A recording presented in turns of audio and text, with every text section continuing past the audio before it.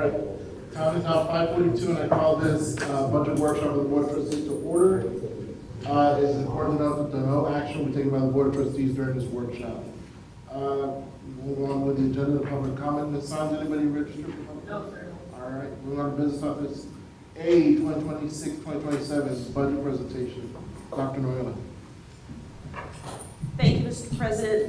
This will be the first of our budget workshops for the 26-27 school year. Today, we're going to focus on where we are with our 25-26 budget. If you will recall, earlier this spring, we did, Ms. Torres did a presentation for the board on our budget and expenditures, revenues, and so forth through the end of December. That was the 4-month period. Today's presentation now moves us forward, sharing revenues, expenditures through the end of April.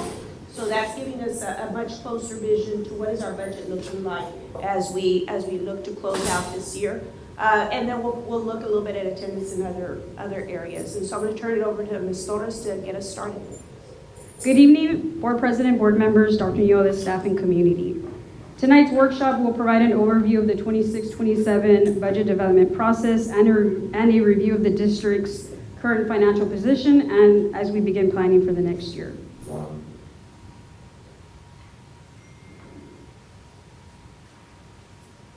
Tonight we'll cover two primary areas for our agenda. First, we'll discuss the development of the 26-27 budget, including the budget timeline, enrollment trends, and the preliminary tax rate.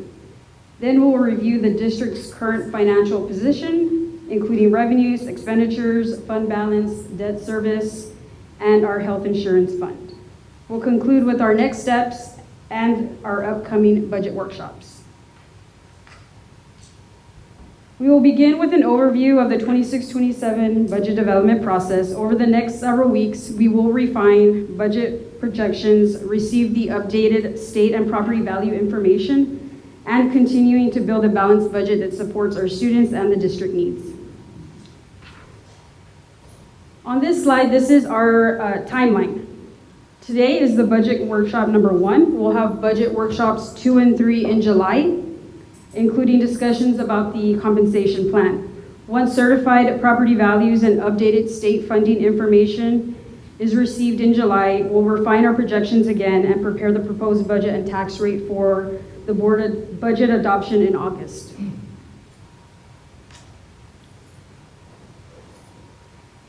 Enrollment. Enrollment continues to be one of the most important drivers of our school funding.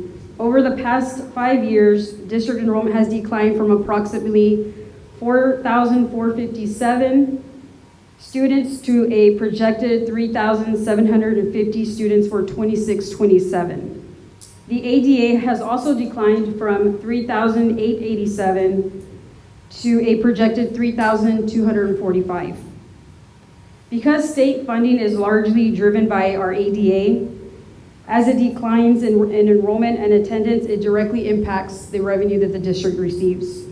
For budget planning purposes, we are projecting enrollment of 3,750 and an ADA of 3,245 for the next school year.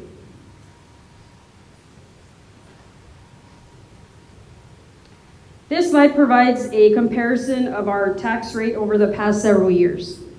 The preliminary total tax rate for 26-27 is projected at 1.064. The M&O rate is projected at 0.7240, and the INS rate is remaining unchanged at 0.34.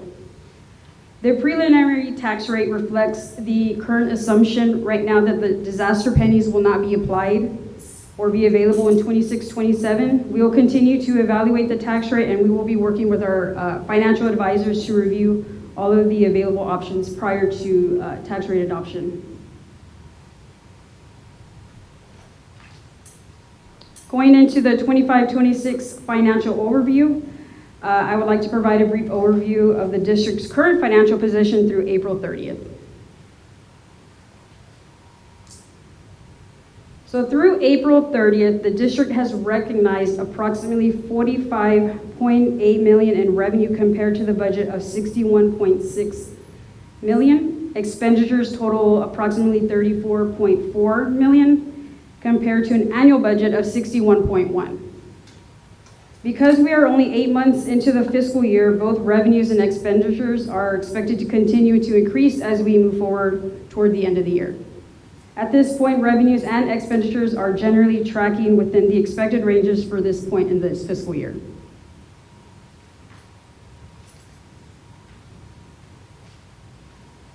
On the general fund revenue, our budget totals approximately 57.6 million.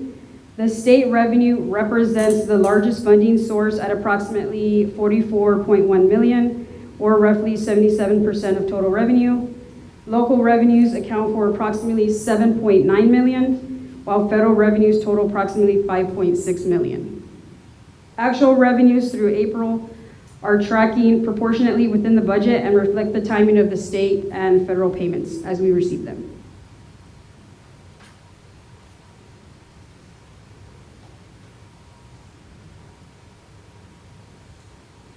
The general fund expenditures. This chart shows how our district resources are allocated, and as expected in the school district, payroll and employee-related costs represent the largest expenditure category. Payroll accounts for approximately 71% of the general fund budget, and then professional services, supplies and materials, operating expenses, and debt service transfers and capital outlay make the remaining of the expenditures. This distribution is consistent with most public schools where personal costs are the primary investment in the district.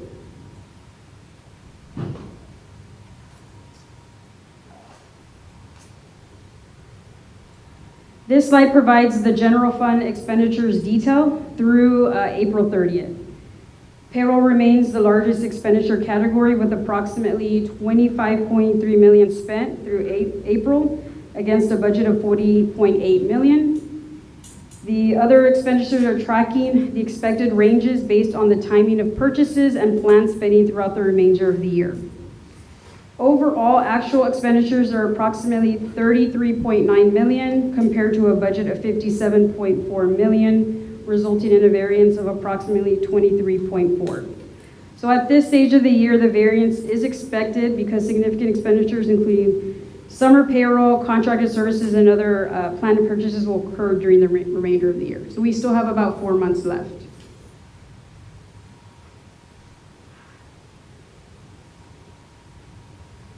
General fund balance history. This slide provides a historical view of the general fund balance. Over the past several years, the district has experienced decreases in the fund balance due to operating deficits. However, for the current year, we are projecting an increase of approximately 1.5 million. Based on current estimates, the general fund balance is projected to increase from approximately 12 million in the beginning of the year that we had to approximately 13.5 million at the year end.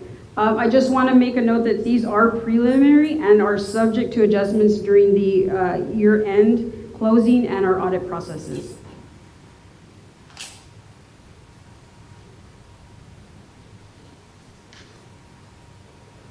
Debt service fund. Our debt service fund remains pretty financially stable right now. Through April, revenues slightly exceed budget expectations, while expenditures appear lower due to the timing of our bond payments. Most debt service payments occur in February and August, so expenditure activity is not evenly distributed throughout the year. At this time, this fund is performing as expected.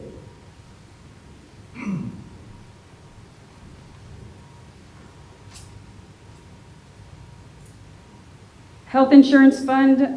This continues to face financial challenges due to claims activity and rising healthcare costs. Projected annual revenues total approximately 4.7 million, while projected expenditures total approximately 6.3 million. This results in an estimated operating deficit of approximately 1.5 million for the year. The district reviewed health insurance proposals for the upcoming school year, and an insurance committee meeting will be held in the coming weeks to discuss the available options and potential strategies moving forward. We'll continue to be monitoring this fund closely, and we'll be providing updates as recommendations are developed within these next coming weeks.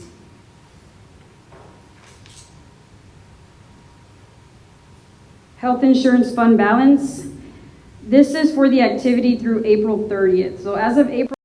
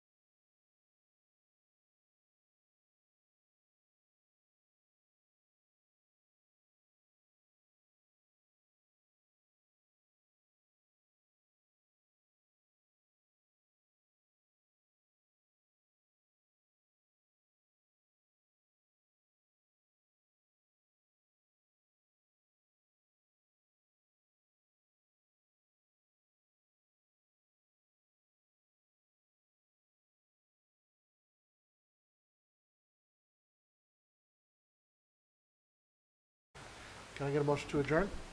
So moved. Motion from Mr. Hernandez, second is viable. Starting right, Mr. Trevino. Aye. Mr. Hernandez. Aye. Mr. Rodriguez. Aye. Mr. Rosa. Aye. Ms. Vallejo.